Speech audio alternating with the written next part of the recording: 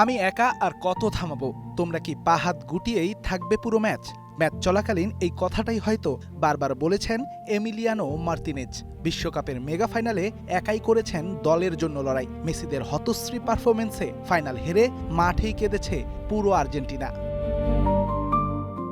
MetLife স্টেডিয়ামের প্রায় লক্ষাধিক মানুষের উপস্থিতিতে মেগা ফাইনালে স্পেন আর্জেন্টিনা। ম্যাচের শুরু থেকেই আলবিসেলেস্তেদের গোলবারে বারবার আক্রমণ চালিয়েছে ইয়ামাল দানি আলমোরা। ৫ মিনিটেই ইয়ামালের বাঁ পায়ের শট ঠেকিয়ে দেন এমিলিয়ানো মার্তিনেজ। ৩৮ মিনিটে মিকেলের আরেকটি সুযোগ থামান আর্জেন্টাইন বাজ পাখি।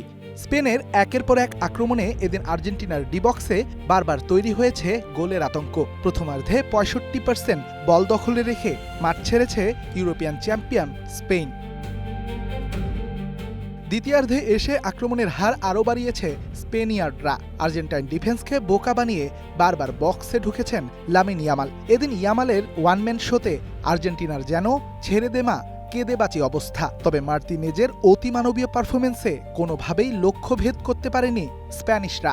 যদিও নির্ধারিত খেলায় একটি গোলও দেয় তারা, তবে রেফারির সিদ্ধান্তে বাদ হয়ে যায় গোলটা। ৯০ মিনিটেও ফল না আসায় ম্যাচ গড়ায় অতিরিক্ত মিনিটের খেলায়। ১০৬ মিনিটেই বাজিমাত ফেরান তোরেসের। এবার আর চেষ্টা করেও লাভ হয়নি মার্তিনেজের। নিকো উইলিয়ামসের দেয়া হেড পাসে দারুণ ফিনিশিং দেন এই ফরোয়ার্ড। ব্যাস, তাতেই খেল খতম আর্জেন্টিনার।